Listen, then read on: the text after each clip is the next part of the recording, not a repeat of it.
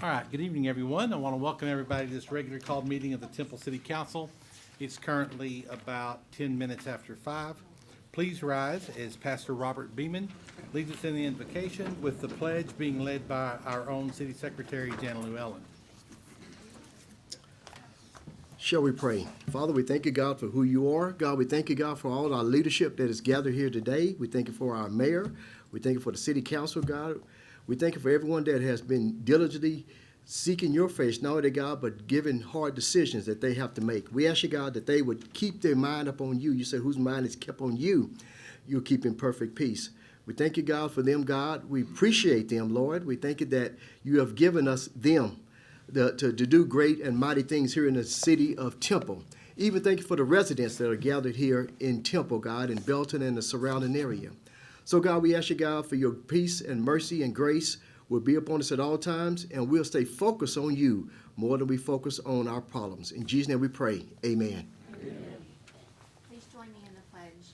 I pledge allegiance to the flag of the United States of America and to the republic for which it stands, one nation, under God, indivisible, with liberty and justice for all.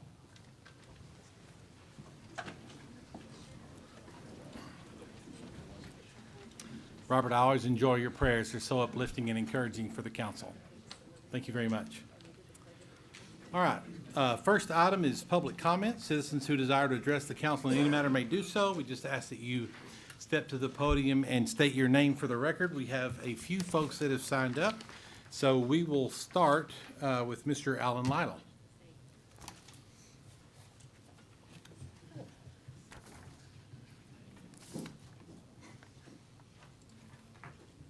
Good evening, Mayor and Council, and staff. Alan Lytle, I live here in Temple, and not sure exactly how to phrase this. I heard a news report this morning that said that at one point we were talking about charging for downtown parking. Apparently that's been put on hold at this point. However, it appears that it's only on hold, not forever taken away. I would like to ask the City Council at their next meeting to have a resolution to permanently declare parking downtown to be free. Now, obviously, as a resolution, you can change your mind, but then the city council has to vote on it and let the citizen know that they are going to change their mind. The reason I ask for this is we no longer have access to the virtual on the internet, so you have to come downtown. As much as I like you folks and the other boards that I visit, I'm not going to pay to come see you. I think you would. No, I won't. Yes, you would. So, unless you're planning on reimbursing me, I'm not going to pay. And you can't block off City Hall, for example, and not charge for City Hall if you're going to charge the rest of them. So please, consider making a resolution, getting Kathy to write you up one that makes it free parking downtown unless you guys held a public hearing and voted back out. Thank you. Thank you, Alan. Next up, Carolyn Riley.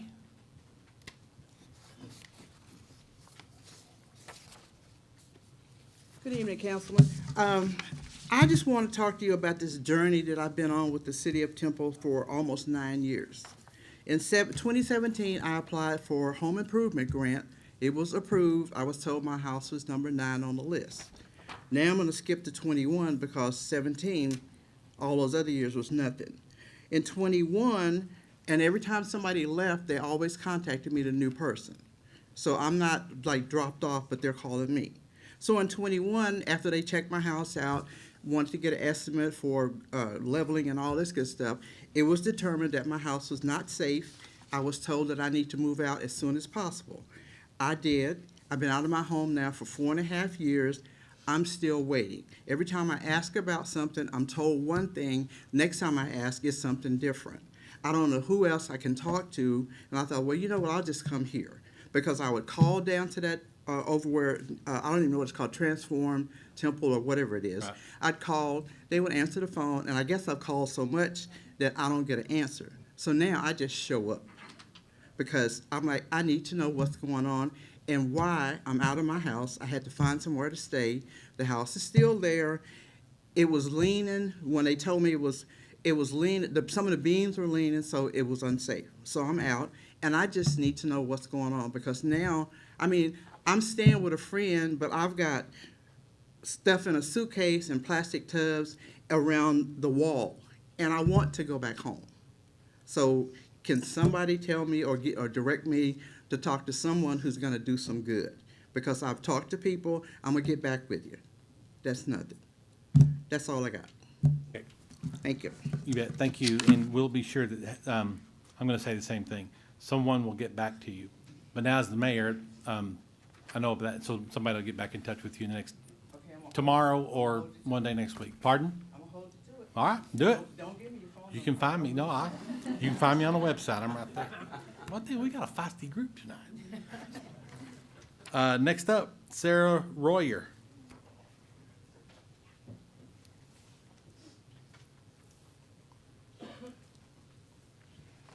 Hello, members of the council, mayor, everyone. This is because we started doing we started looking into information over the data centers that were approved to be in Temple. The deal with the Rowan digital infrastructure is no longer just a local discussion. It's a community risk with statewide implications.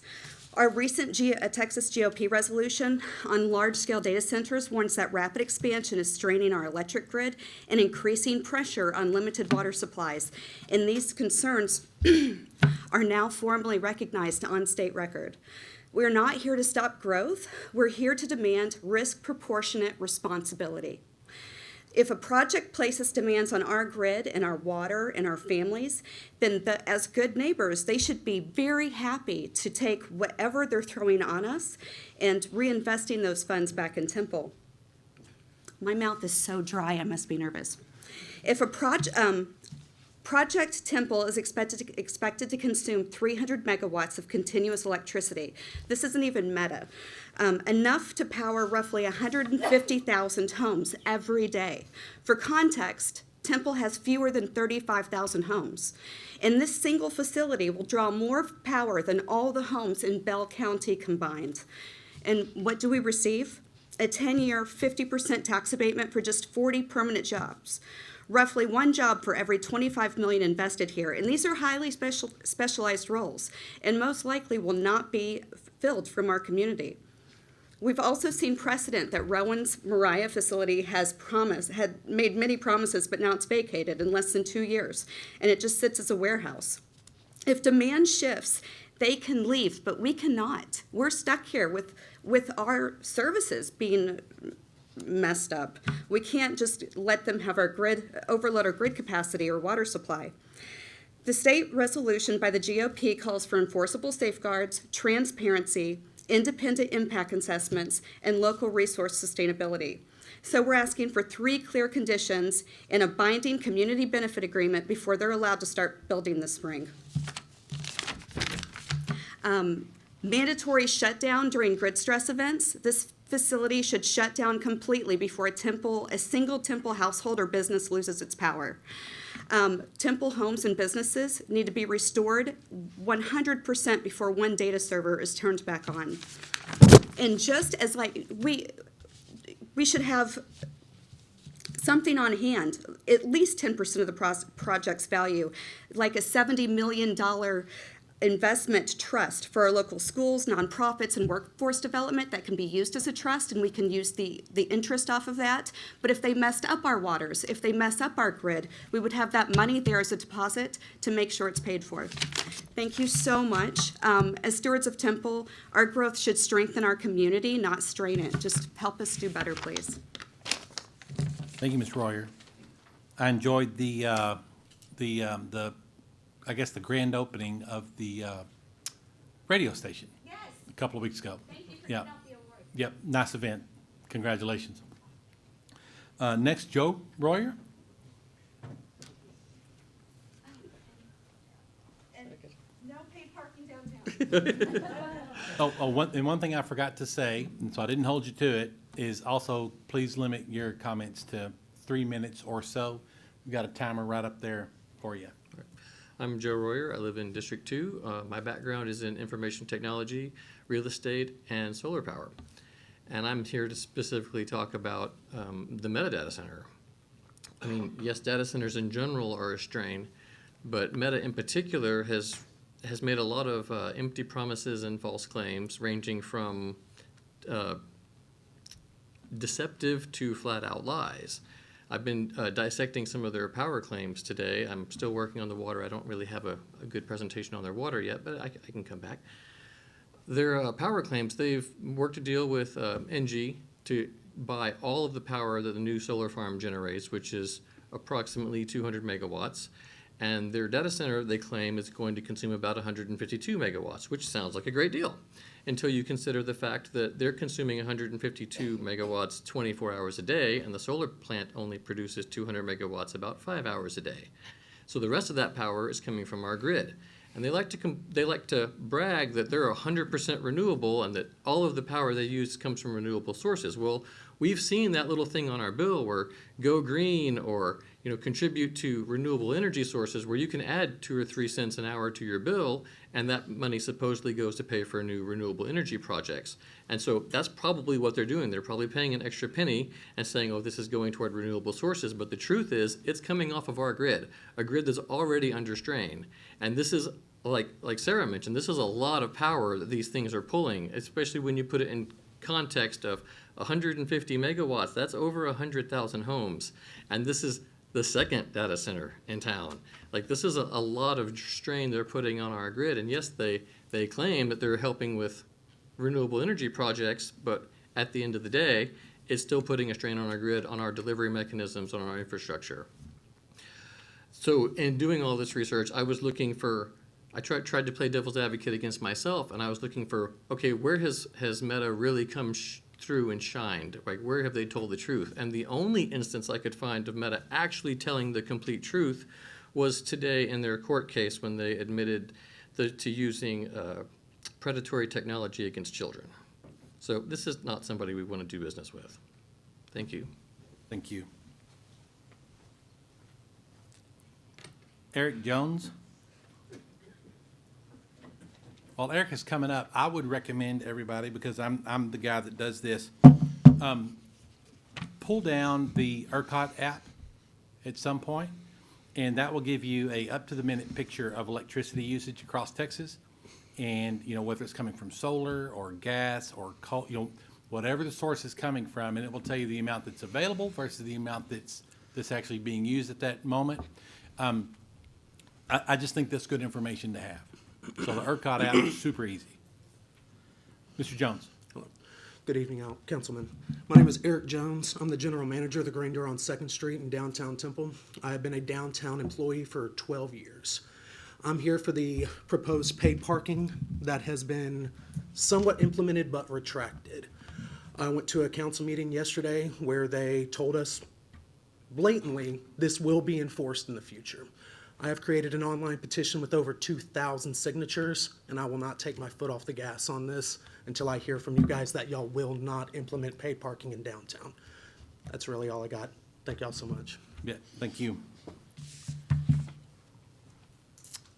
Is it Larry Quick? Yes. Yes, sir. And thank you all. And I was here last time and spoke in behalf of Salmons Community Center. And I came in hopefully to see a resolution to get it done. But I don't see that. So what we're really looking for is the hundreds of old people that meet there all the time have been very patient, more than a year since their facility was no longer available. And we're looking for 3 things. We're looking for an assurance that it's going to eventually be rebuilt or repaired or whatever to make it functional again. And then an estimated timeline on the budget and planning, and an estimated timeline on the completion. So I have to go back and face about 300 old biddies and old codgers tomorrow. And I'm going to keep coming until we get some answers, and we're trying to be as nice about it as we can. So thank you for your time. Gloria Bell.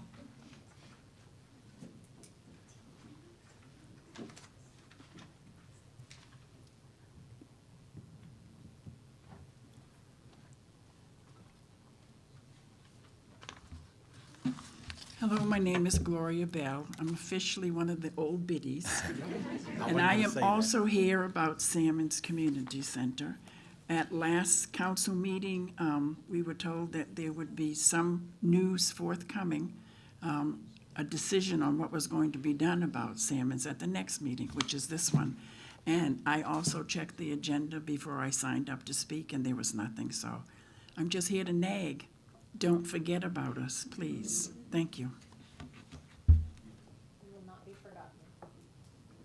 I think I may have said this the last meeting.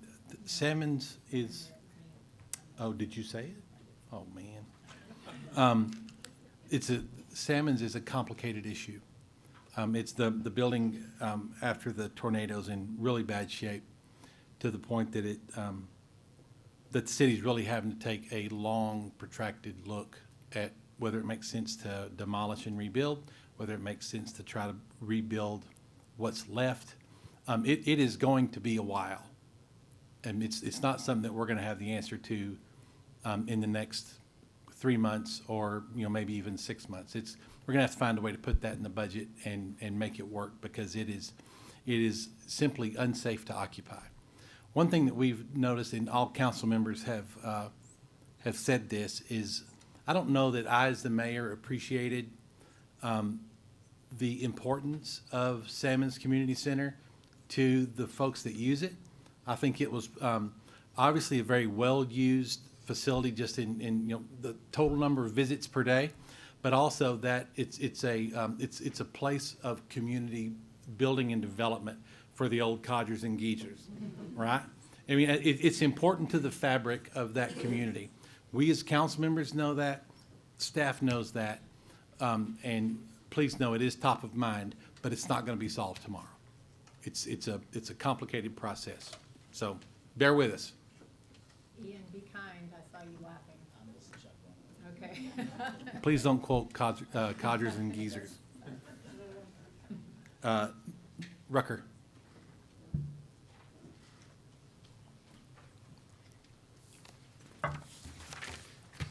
Council, Rucker Preston. Always glad to be able to come here and thank the work our staff and council does, especially our civil servants, police, and fire departments. I'm here on behalf of Belton ISD and just want to thank especially the Public Works Departments who came and worked with our schools, sidewalks, the roads leading up to the driveways during the ice storm a couple of weeks ago. It was nothing but outstanding work. The partnership between the City of Temple and Belton ISD, we believe it's been a great partnership and are just very, very thankful and hope it continues that way for many, many decades. Thank you. Thank you, Ruster. Appreciate your encouragement. Next is the consent agenda. All items that are on the consent agenda are considered to be routine by the City Council and may be enacted by one motion. If discussion is desired by the council, that item can be removed from the consent agenda at the request of any council member and will be considered separately. So tonight, we will be pulling for separate consideration item 3I and item 3J. So council, at this time, I'll entertain a motion on the consent agenda, which is item 3A through 3M, less item 3I and 3J. I move to approve the consent agenda, items 3A through EM, through 3M, minus I and J. We have a motion by Councilmember Pilkington. We have a second by Councilmember Kirkendall. Council, please cast your vote.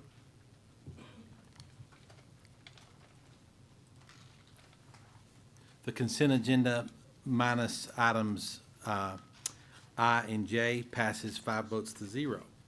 Moving on to item I.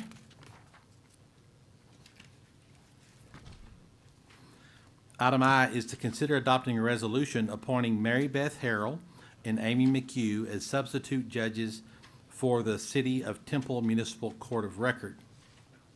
Judge Persons. Mayor, I don't know how much y'all want me to go into the memo, but I'll tell you that this is a long time coming.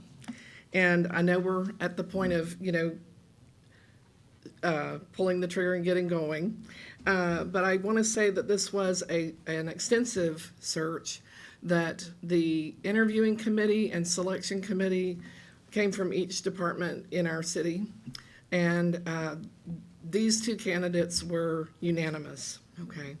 Both of them come to us, but mainly to you for your approval tonight as, with extensive experience, both in the law and in both sides of the equation as far as prosecuting and defending, and actually judicial experience as well. So I'm not sure if I should read this or if I should just entertain questions. This has been a long time coming. I know it's been a heavy lift for you and your department specifically, so we appreciate all the work that you've done. Council, does anyone have any questions for Judge Person? Then, Judge, I've got a microphone up here if you'd like to Yes. bring the candidates up and. I would say Swear just them one in. more thing. When I began as city judge, I came from the city attorney's office, as you know, and that was a part-time position that I took.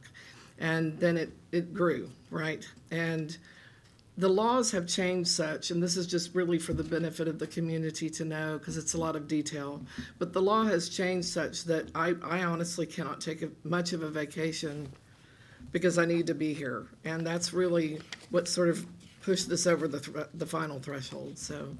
And the other part is adding these posts to our ranks over there. We just haven't had this kind of change, so we really, I think somebody mentioned that I was very picky. We certainly deserve to be for the benefit of the community at large, so. Just personally, I didn't have a question, but I do want to thank you for working so hard on this. I know it'll benefit you, but it'll benefit your office as well as our community. And thank you very much I know this has been a lot of work for you to get this going, and I appreciate it. Well, thank you. It does, and it does go, with the strategic plan of having a committed workforce that is talented but dedicated to the needs of the community in a seamless way. So I think that it's a win-win. Okay. Very good. Let's vote on the item and then you can Yes. swear them in. So council, this is consent agenda item 3I, which is to consider adopting a resolution appointing Mary Beth Harrell and Amy McHugh as substitute judges for the city of Temple. If there's no further discussion, council, I'll entertain a motion on item 3I. I'll second it. We have a motion by Councilmember Grant. We have a second by Mayor Pro Tem Walker. Council, please cast your vote. Item 3I passes 5 votes to 0. Congratulations.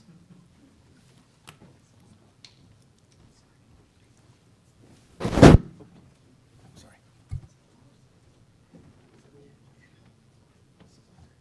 Is it? Great, okay. Let me begin, and I'll have you stand here. Please raise your right hand.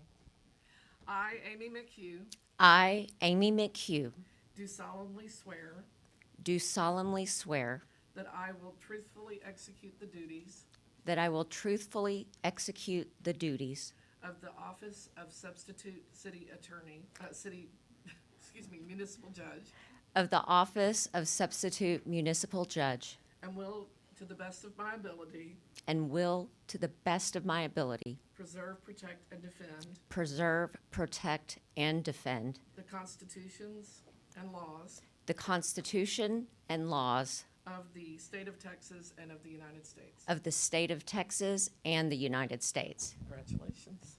Thank you.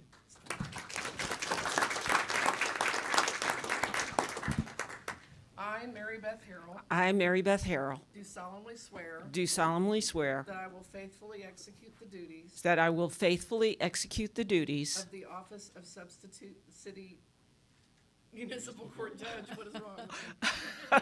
of the office of substitute municipal city court judge, And will, to the best of my ability, and will, to the best of my ability, preserve, protect, and defend preserve, protect, and defend the constitutions and laws the constitutions and laws of the state of Texas and of the United States. of the state of Texas and the United States.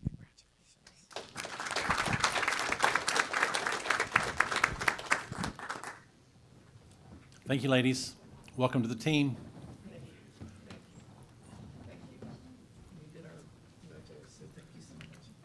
Moving on to item 3J is to consider adopting a resolution of support for an age-restricted housing tax credit project by JES Development Company, Inc., in the form of fee waivers not to exceed $500.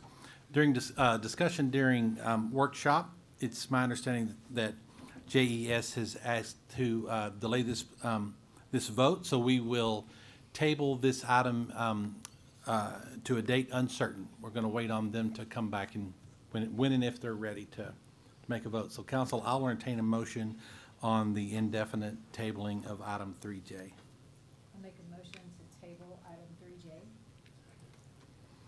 We have a motion by Mayor Pro Tem Walker. We have a second by Councilmember Kirkendall. Council, please cast your vote. 3J passes 5 votes to 0. Item 4 is a first reading and a public hearing to consider adopting an ordinance authorizing an amendment to the Unified Development Code, Article 6, to add a new section for the Love Where You Live build overlay, consisting of Neighborhood Conservation 1, Neighborhood Conservation 2, and Neighborhood Conservation 3, and overlay zoning districts, and to consider recommending the plan to the City Council for adoption. Ms. Strickland. Good evening, members of the council, mayor, and staff. I am excited to bring this and present to you formally.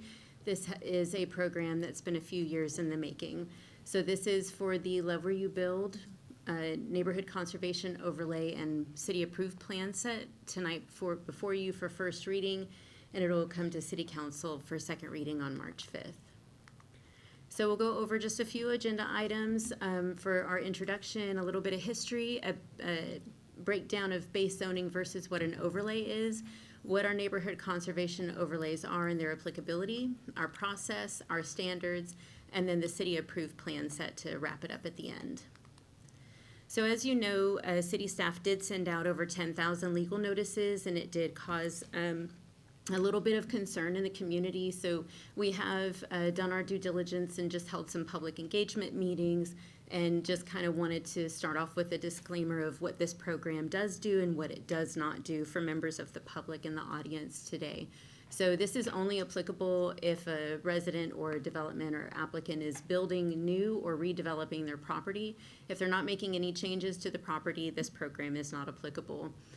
What this program does mean for property owners is it is intended to provide more opportunities for site improvements, such as front porches or additions to their homes, an allowance of increased lot coverage so they can take up more of the lot, and then an opportunity to allow an accessory dwelling unit or a mother-in-law suite on a property, which is not currently allowed by right in the city of Temple and is only achievable through a rezoning request.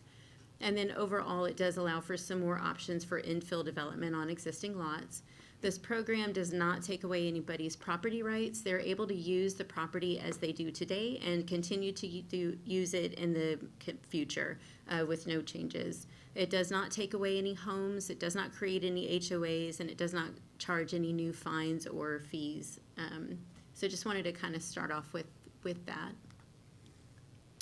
So Love Where You Build was born out of Love Where You Live. As many of you know, our Love Where You Live is a neighborhood program planning initiative where we go out into our areas of City of Temple and our defined neighborhood planning districts just as a way to reach our area residents and converse with them and build those lines of communication and trust to work alongside our residents in each neighborhood and identify their values, visions, and goals and their concerns.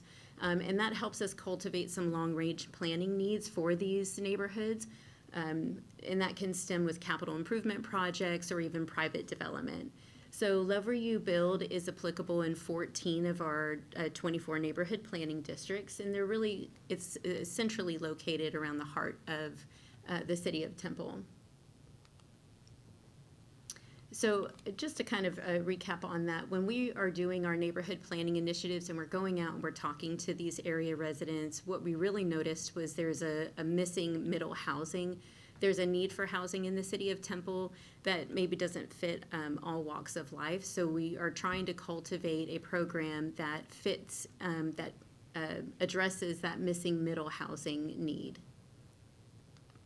So just to kind of go over what base zoning is, base zoning is a main set of rules to tell you what businesses or what types of uses are and are not allowed on a piece of land. Every city, or sorry, I think I need some water too. Every property in the city of Temple has a base zoning, and that just tells people what they can and can't do on that parcel of land. So for example, the easiest breakdown is where residential can go, where commercial can go, and where industrial can go. So each base zone has a use table that has a further breakdown of what types of residences, what types of commercial, and what types of industrial are allowed within those zoning districts. So if area residents are wondering if they can build a coffee shop in their neighborhood or add a second unit onto their structure, you would essentially look up your base zoning and find out what your base zoning is, and then cross-reference it with the use table to find out if you can open that coffee shop, or if you can have a duplex on a property, or if it's just for single-family detached dwellings. So on your screen is a picture of the city of Temple. Us planners, this is what we look at. This is what we understand. This is planning.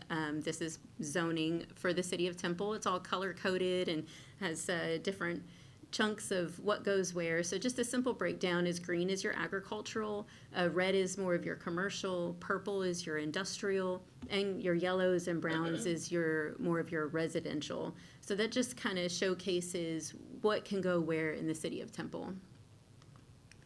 Now, a zoning overlay is like an extra set of rules or guidelines on top of base zoning. And it's really used when the city wants to protect special features. So like a historic overlay or our I-35 overlay, those overlays just have an additional set of standards and guidelines, and it can be for things like landscaping, setbacks, height restrictions, or just to try to preserve and protect historic buildings or natural resources. So while a property would still follow its base zoning, the overlay just is that cherry on top and an additional set of standards or exceptions. So for instance, the neighborhood conservation overlay does add a set of additional standards, and we're looking at things like landscaping, parking, and overall site design, but also allowing for additional exceptions. So flexibility and dimensional standards, and then even some how a structure is situated on a property. So you can think of it as a tailored zoning that really fits the unique needs of a specific area. So while I mentioned earlier that Lever You Build is applicable in 14 of our 24 neighborhood planning districts, it's not applicable in the entirety of that neighborhood planning district. When we're going out and we're in these neighborhoods, we're really trying to identify where do we need infill development. The city of Temple does have a lot of vacant parcels, and we're trying to account for that. So this color coding, if you will, is where we feel that infill development or redevelopment is most appropriate. Just to kind of help orient you on this map, the black borders are the neighborhood planning districts themselves, and then the color code of NC1 is yellow, NC2 is orange, and NC3 is pink. And that just identifies where each neighborhood conservation overlay is more appropriate. While they're all meant to achieve the same things, they have just a few slight differences, and I'll go over that in just a moment. So infill development, I say that word a lot, but infill development means to make use of vacant parcels. So as I mentioned, we do have a lot of vacant parcels in the city of Temple, and as most people know, that can really lead to code compliance issues such as illegal dumping, unhoused encampments, and then overall depreciation of the area. So by providing infill and flexibility to encourage infill, the intent is to try to help provide more eyes on that area and to provide quality obtainable housing. The quality obtainable housing that we're trying to encourage is through our city-approved plan sets.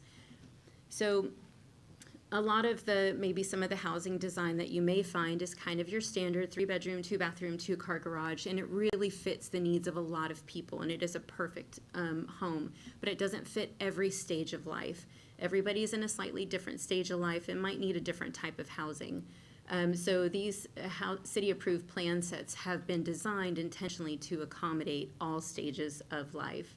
And it is intended to allow area residents, builders, and developers to do more with less while maintaining the character and integrity of the neighborhood that's intended to encourage the infill development. This is a very busy screen. So essentially, Neighborhood Conservation Overlay 1, 2, and 3 are all intended to achieve the same thing, which is infill development.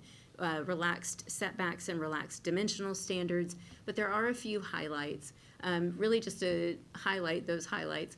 For Neighborhood Conservation Overlay 1, we're really looking to maintain and protect that standard traditional single-family detached housing.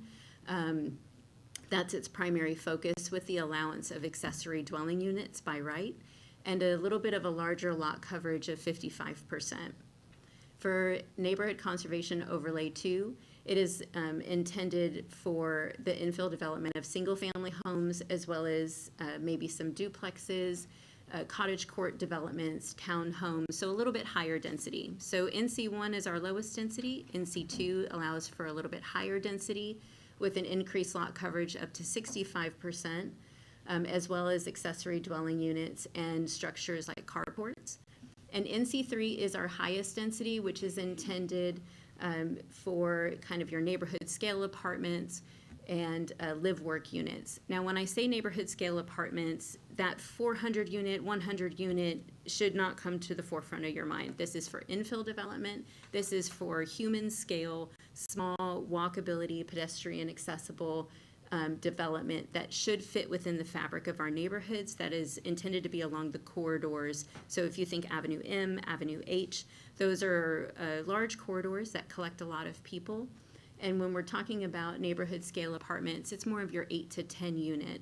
So that's intended for if individuals maybe don't have a vehicle and they don't have access to transportation, they are on a major corridor where they can use the sidewalks to get from point A to point B, and live in that area where that pedestrian access is encouraged and available. And then with NC3, because it is our highest density and what that NC3 allows, we are also allowing an increased lot coverage up to 80%. Now, all of that is to say that it still has to meet the site organizational standards, even if they are allowed to take up that lot coverage. So in our public meetings, what I felt like was really important to showcase here tonight was a compare and contrast of a base zoning layer in one of our neighborhood planning districts and the neighborhood conservation overlay in that exact same area of the neighborhood planning district. So on the left side of the screen is Jackson Park. What I want to point out is that the base zoning is 2F. That's 2 family. So what that means is that duplexes are allowed by right. This neighborhood itself is predominantly a single-family detached neighborhood, but because of the base zoning, if a vacant parcel was available, a duplex would be allowed by right, which may be appropriate, but our current rule book, if you will, our UDC, our Unified Development Code, does not have any standards for duplexes. So the neighborhood conservation overlay is intended to encourage those standards where we don't have any standards right now. So that's to address parking, landscaping, and site organization, as well as it is intended to fit within the single-family character of that neighborhood. I do want to make a point that if a base zoning is single-family 1, single-family 2, or single-family 3, regardless of the neighborhood conservation overlay, would not permit a duplex in that overlay. The neighborhood conservation overlays are not intended to allow additional flexibility for uses. It's really targeted towards your site organization and additional standards. That was something that we really got a lot of feedback from our public engagement, just trying to ensure that we make that clarification that base zoning does preside.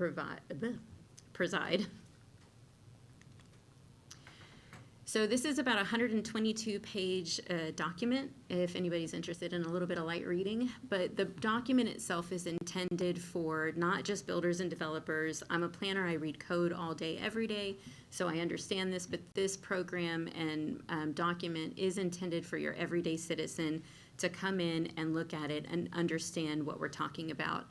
We do feel like a picture is worth 1,000 words, so this is a quick reference book, if you will. of what housing type is permitted in what neighborhood conservation overlay. So you can just look at it and say, oh, I would like to do a single-family detached. That's permitted in, in all of these neighborhood conservation overlays. And the guidebook is also intended to showcase the product type that we're looking to see. These product types that are showcased here fit within the fabric of these existing neighborhoods as it is today. So we do have some development standards. So while part of it will allow or could allow some area residents to have more flexibility in their front yard setback, to have the things like the front porches that they always wanted, or to build an addition on the side of their house or in the rear of their house, because we are allowing for reduced setbacks. Some of these lots do lend themselves to subdivision. So we did also account for, if a property is subdivided, these are the dimensional standards that they could be subdivided to. And there's a little bit of additional flexibility if they are rear loaded versus front loaded. So you can have a little bit more flexibility and reduction in those setbacks if they take access from the alley or if it's a rear loaded property. And then we also have the lot coverage in here, and then limitations on accessory structures for their square footage. So accessory dwelling units have been a big topic in the planning department. So we wanted to make sure that we accounted for that in our Love Where You Build document, as well as when we had the recent tornadic activity. A lot of area residents need car protection. They're looking to cover their vehicles and their possessions. So we've had a lot of requests for carports. Carports right now, because of where the carport requests are coming in at, their front yard setbacks don't allow them that flexibility for a carport, so it's causing variance requests. So we went ahead and we built the carport allowance into the Love Where You Build document, since it covers the majority of where these carport variance requests are coming in. I do just want to make a big point. Even though we're encouraging infill and we're allowing accessory dwelling units by right, if they don't fit on the site, or if utilities or infrastructure is not available, then it can't go there. So if it does fit, then it's allowed. But if it doesn't fit, then it can't go.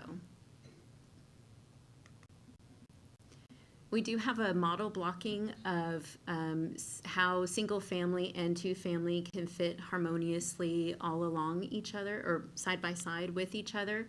Really what we're trying to showcase here is how parking can be on the side or in the rear of the property. And then a two-family and a single-family home, if they maintain the character of that single-family architecture, then it looks like an entire single-family subdivision or model block. And then for our neighborhood conservation overlay 2 and 3, this is just a block rendering for duplexes and townhomes, how they can fit harmoniously in with each other and have the parking in the rear.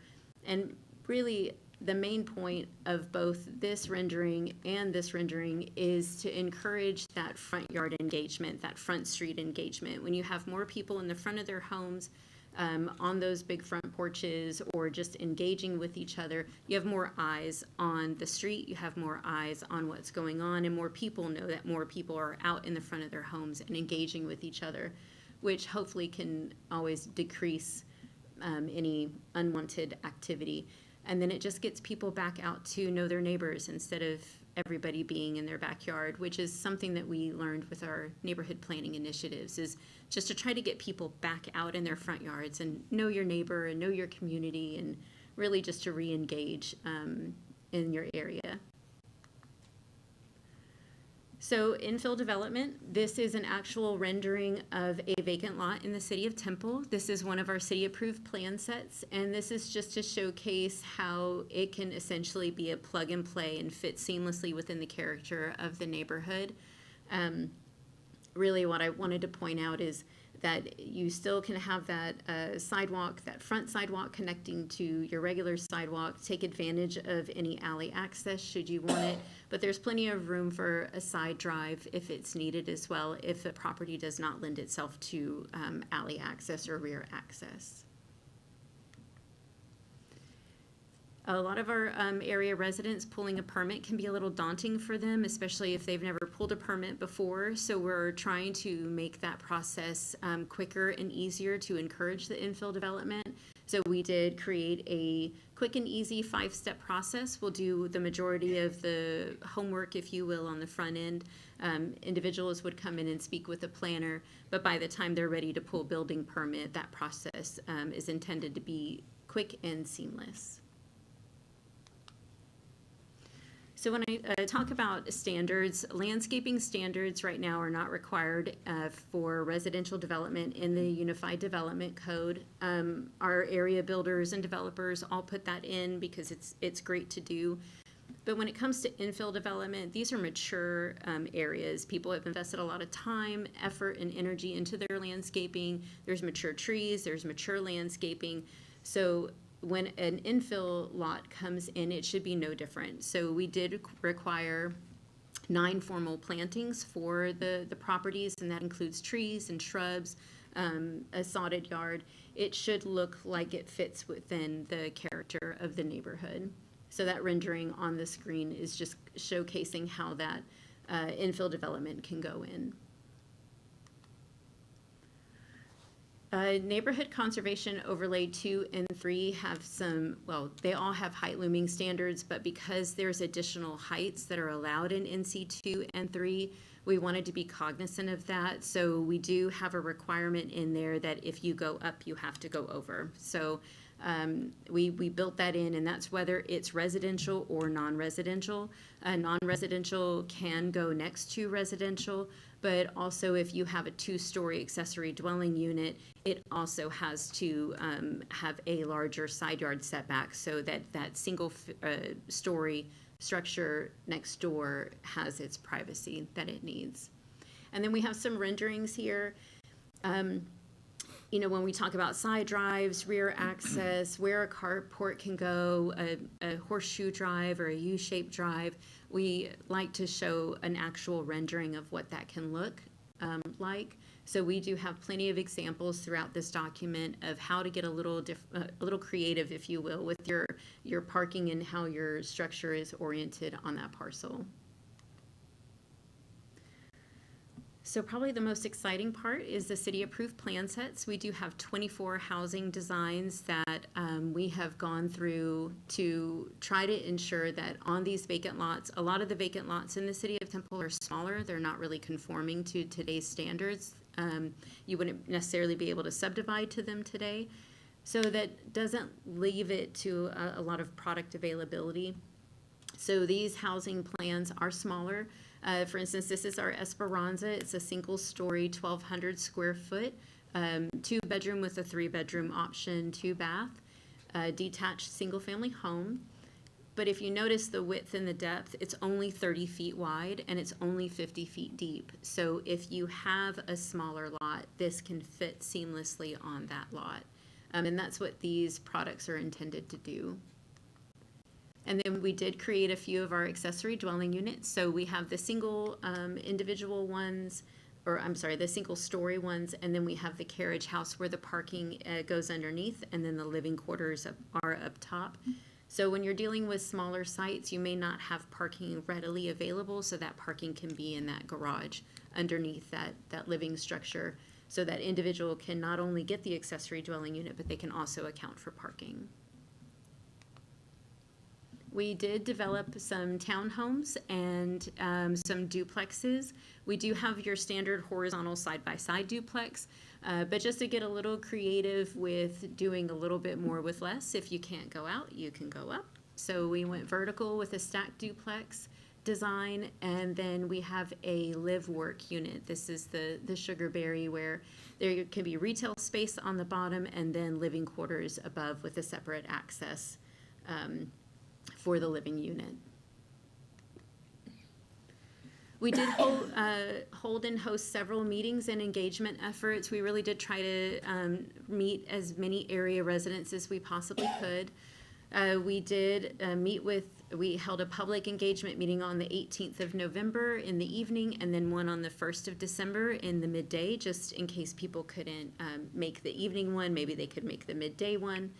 And then we held a public engagement meeting on January 13th from 6 to 8. That was a big one. That was after we sent out those legal notices. We had at least, I think, a little over 400 area residents that came to that, gave that public presentation, and had many members of the staff out there to answer additional questions as needed. We did send out mailers, we put out door-to-door hangers, yard signs, social media posts, and we tried to reach our neighborhood coalition to help us meet and reach as many area residents as possible.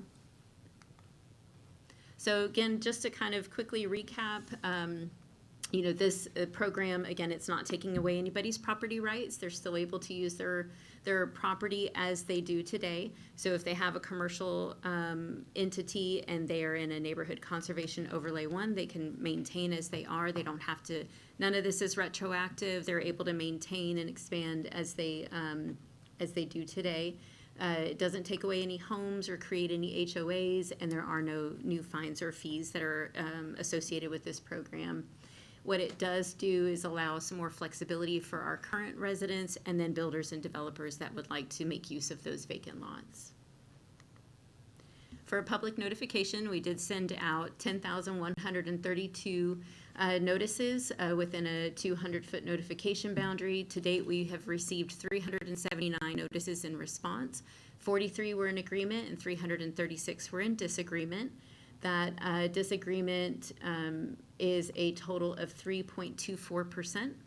And notice of the hearing was published in the Temple Daily Telegram on January 9th in accordance with state law and local ordinance. So staff does recommend approval of the amendment to the UDC Article 6 to add the new section for low where you build overlays consisting of Neighborhood Conservation 1 in C2 and Neighborhood Conservation 3, and to recommend it to you for adoption. And then it did go to the Planning and Zoning Commission on their January 5th meeting, and they did recommend approval 8-0. And I'm happy to answer any questions should you have any. Thank you, Ms. Strickland. Council, anything for Ms. Strickland? That was a lot. It was a lot. That's good, though. But we do have so many lots that have an opportunity for infill. And I think that this Love Where You Build program makes it easier to do that. So I hope that this program gains good traction. Thank you, sir. Very Appreciate much. that. All right, so if there are no questions for Ms. Strickland, I will open the public hearing. Anyone wishing to speak on this matter may do so. We ask you to step to the podium, please. State your name. Alan Lytle. Well, thank you, Mayor, but You're welcome. I'm supposed to say it, so. My name is Alan Lytle. I live here in Temple. I do not live in one of these zones. But looking at that, I have a few questions. One, the more people we pack onto an individual lot or individual neighborhood, the more likelihood of fire jumping from one building to the next. The closer the buildings are, the worse the opportunity is for multiple fire hazards if we get a fire. So I'm really, the original planning setbacks and sidebacks were to help with preventing fire jumping from one building to the next, especially in duplexes and in apartments. The other it's a great presentation, lots of work been put into it, but have any of the developers said, yeah, we'll do something? Is it really going to get implemented? Thank you. See. Yeah, sure. So the Love Where You Build dimensional standards as far as the setbacks are not against the fire code. They're within the fire code. And fire has reviewed this and blessed off on all of it. So we are good to go. Every building will still have to follow the International Building Code, the fire code. No exceptions or reductions have been made outside of that. And then as far as the implementation, we do have some interest, and in fact, we have some things that are just waiting for adoption, so that way things can move forward. So it's very exciting. Great, thank you. Anybody else?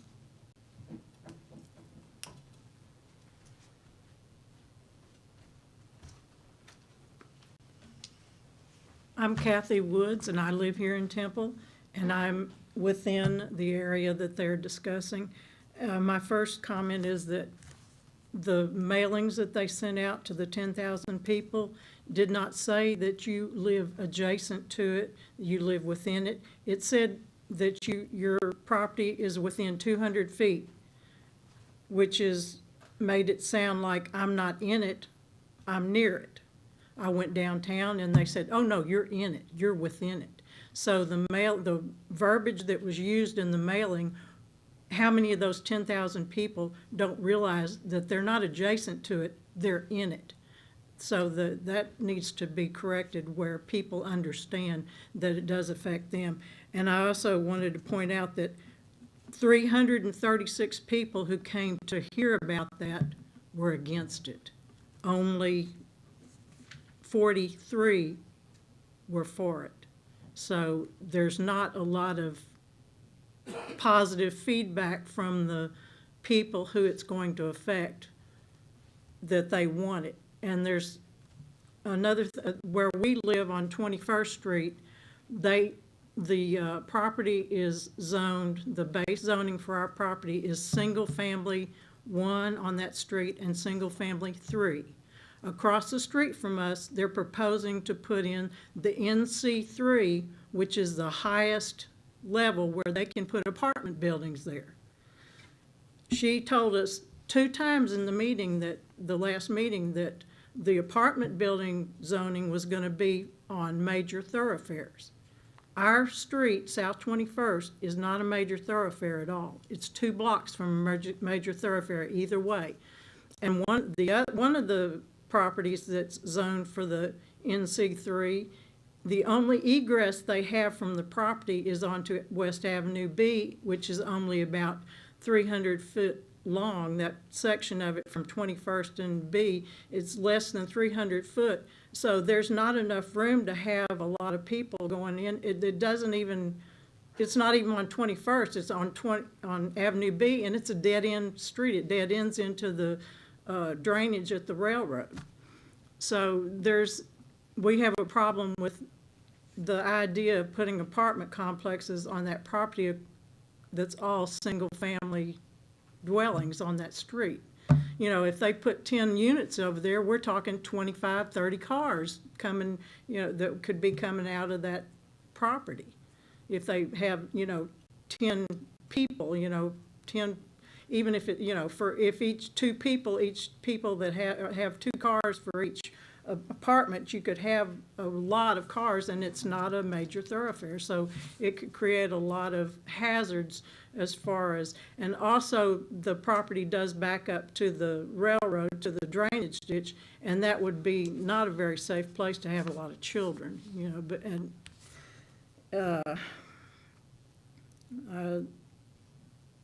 I guess that's all.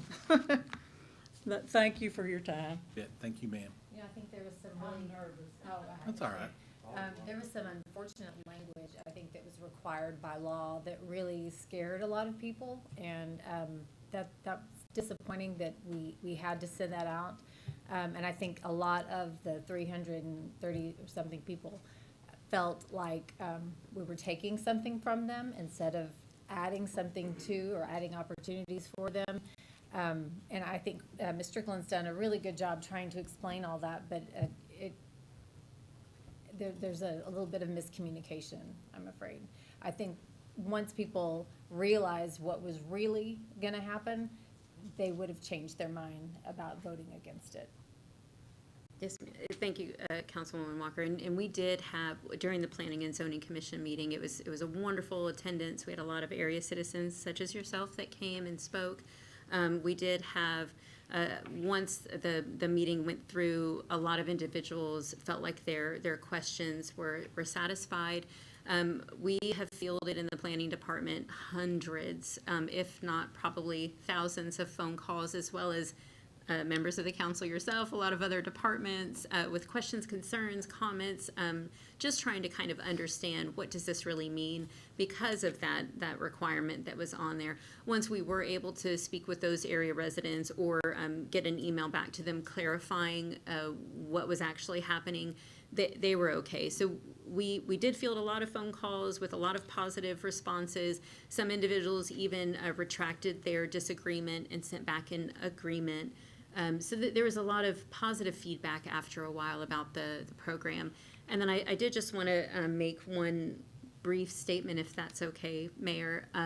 Even though we have color-coded, if you will, NC3 along some higher trafficked roads, if it can't fit on the site, then it can't go there. So we're just kind of looking forward in the future when it comes to long-range planning. We're looking forward in the future of what does this area look like? What can it develop as? And if it can have higher density, let's make sure we account for that and put some standards in place that address things like parking and access, infrastructure, site organization standards. So the NC3 designation was the highest density, It is, yes, sir. and that was, what, 85%? You can cover up to 80% 80%? of the lot with a structure. However, you still have to account for parking. So if your development, if you will, even if you could take up 80%, if you have to account for so much parking, then it won't necessarily allow your parcel to take up 80%. Maybe half of it has to be parking. Maybe you can't have that neighborhood apartment. Maybe it only lends itself to a townhome or a live-work, or maybe it only lends itself to a single family unless they were to subdivide and collect more parcels to make it bigger. So for clarification, the footprint of the actual building plus the parking cannot be more than 80%. It's the footprint of the structure itself. Okay. Yes, sir. So parking then could take up some of the other 20%. It can. Okay.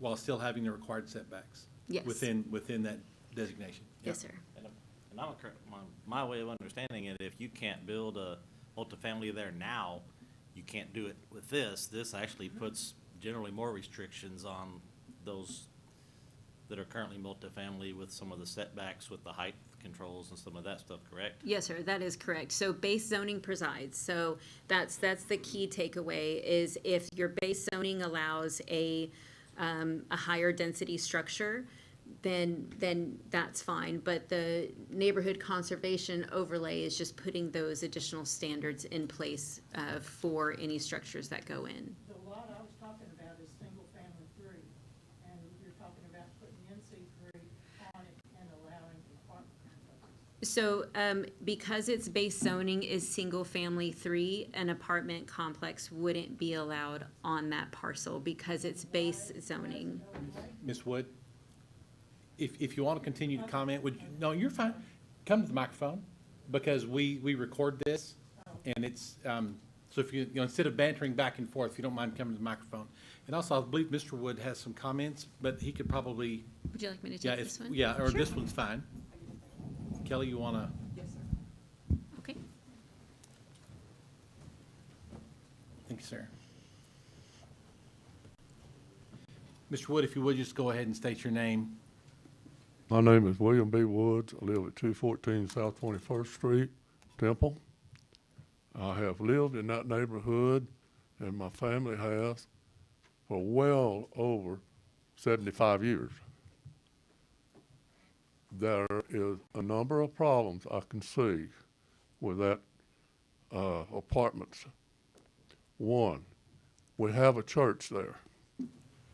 It's on a 50 by 140 foot lot. They have a big congregation, and we have cars parked the full block from 21st to 23rd on both sides, with the exception of a part of it. They park north on 21st. They park south on 21st. They park east on Avenue B. There's a fire plug. They are bad about parking and blocking the fire plug. They also double park. To me, that's very dangerous. I've seen what those kids do, and in the past I have, as a firefighter, responded to some things of what kids will do and what happens to them. They come running out of that church, and they run around, run out, and run around behind the car and go back up the other side. They go out in the street. You can't see them. I'm afraid it's going to happen. The kid's going to get run over. I am very stressed about that because I've seen in my career lots of kids get killed. I've seen a kid that come out of an apartment complex and there was a business on the other side of the street. The truck backed over that kid. They had to take the dual wheels off of the truck to get the kid's head out. I had one kid in the neighborhood. He was about 3 years old, walking good. He come running over to my house, and his parents wasn't anywhere around. I called PD, and finally, anyway, the kid should not have been out like that. And that happens. And that's why I have so much concern about all this parking from apartments and residential, as far as that goes. The thing is, you let them build those buildings out closer to the street. You have a long pickup and you pull it in there. You got kids that can go around it or people go around it, and they have to go out in the street to get around the other side of the vehicle. People do that. And you can't see them till it's too late. Yep, understood. Thank you. And I have one last.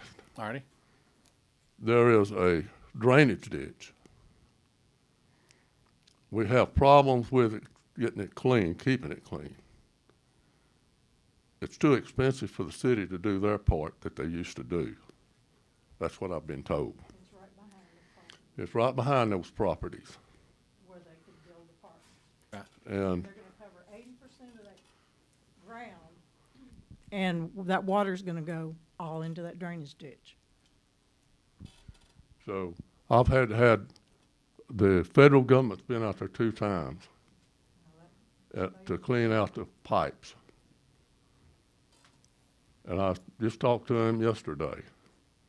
And I asked him, how often can I call you without being a nuisance?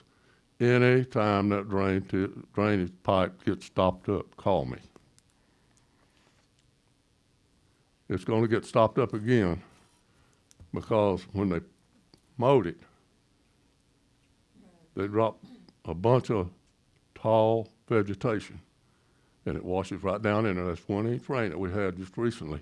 It washed it in there. They got to clean it out. Thank you, I appreciate it. Yes, thank you. This is right where they're talking about building apartments. Thank you. Behind that property. Right, right, understood. Thank you. Is there anybody else who would like to speak?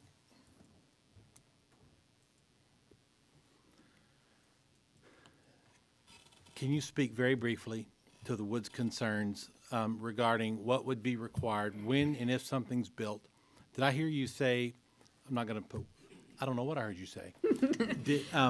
But the NC3 designation, I think you mentioned that lot. Are you familiar with this particular case? This particular lot, I did look at it after the Planning and Zoning Commission meeting, and I apologize, I did not commit it to memory, but I did review it. And what I can say is that before anything is built, people do come in and speak with a planner and really do a lot of homework right up front to ensure what can actually go there. And if it can't go there, then it's not going to be permitted. A drainage plan is also required for any of our building permits. All of these permits and products still have to follow our normal order of operations, if you will. So they still need to come in and speak with somebody, see what can go there. utilities and infrastructure, are those available? Are they adequate? Can the line account for, whatever is actually trying to go there? Access, parking, et cetera. All of those things are reviewed. And then they also have to come up with a drainage plan. So even though we are kind of visualizing and stating that a higher density and designation future, it may be appropriate in this area, it doesn't mean that it's going to lend itself to a neighborhood apartment. I know that's the big connection and big key takeaway of NC3, and I definitely understand your concern about that, but base zoning presides. So if base zoning doesn't allow the use, then it can't happen regardless of what the neighborhood conservation overlay is. Very good. Thank you. You're welcome. Out of rezoning for the base zoning, it could not develop as an apartment. It's actually grandfathered right now as LI on Bellcat. But on the information from the city, it's zoned as single family 3. If he loses the LI by not carrying a business on there, it automatically reverts to single family 3. And again, correct me if I'm wrong, you can only build single-family 3 there.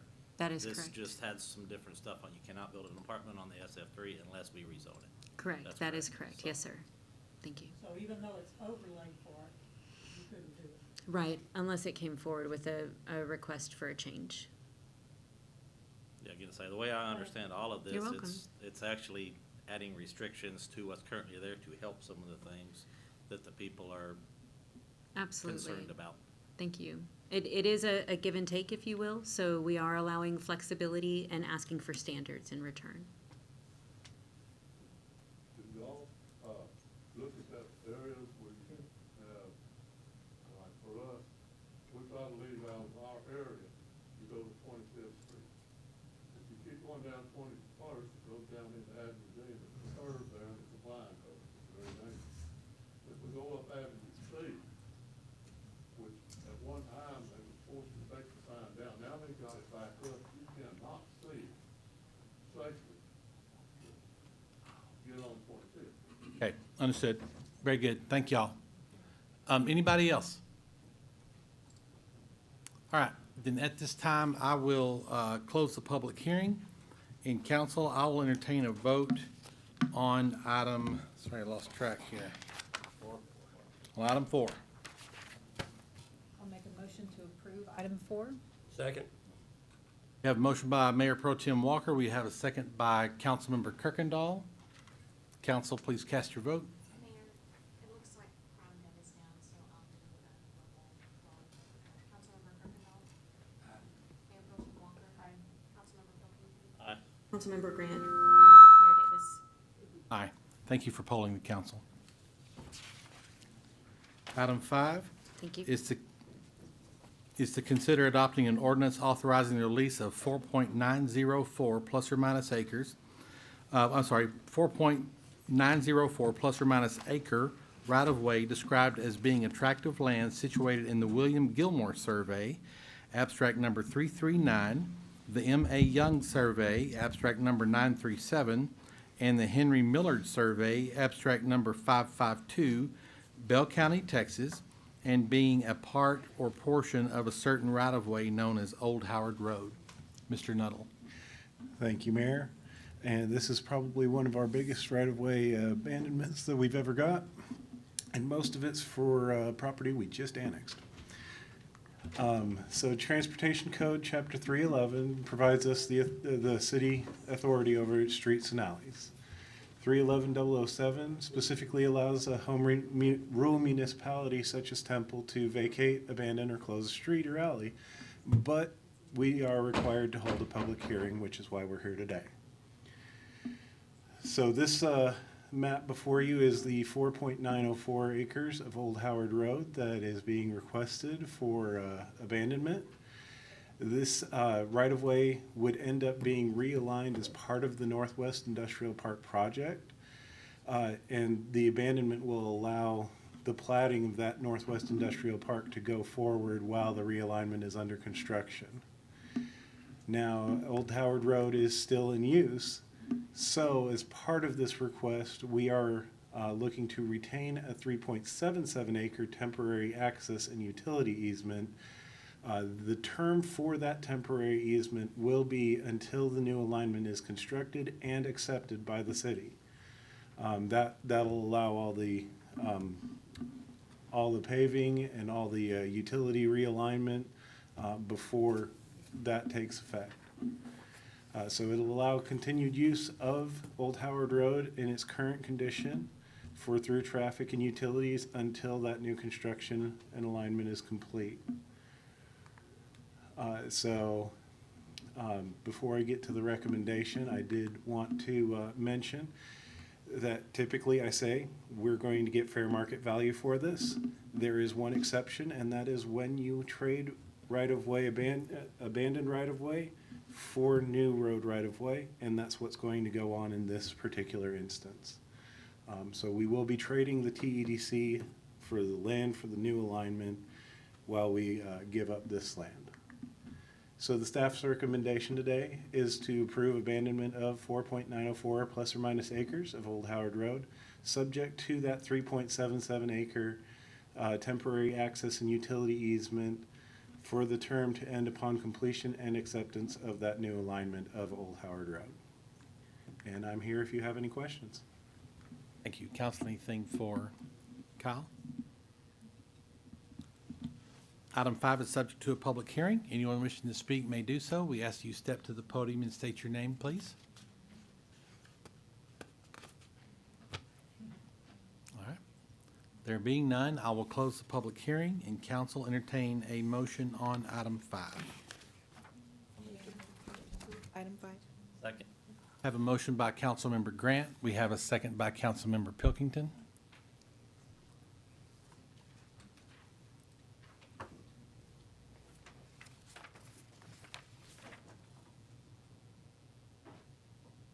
Item 5 passes 5 votes to 0.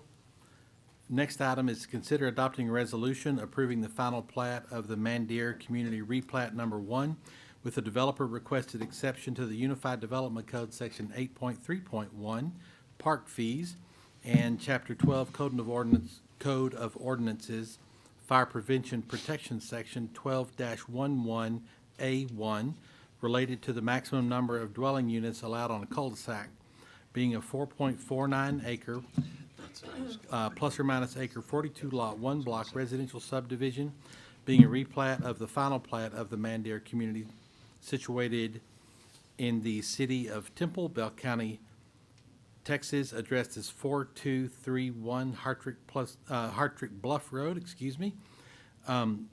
The developer has agreed to postpone the final resolution of this particular project to a date uncertain. And council, I will entertain a motion on postponing this item until a date uncertain. I'll move to postpone till the date uncertain. Second. Have a motion by Councilmember Kirkendall. We have a second by Councilmember Pilkington. Council, please cast your vote. The postponement of item 6 passes 5 votes to 0. It is now 6:30. Thank you all for attending this meeting, and we are adjourned.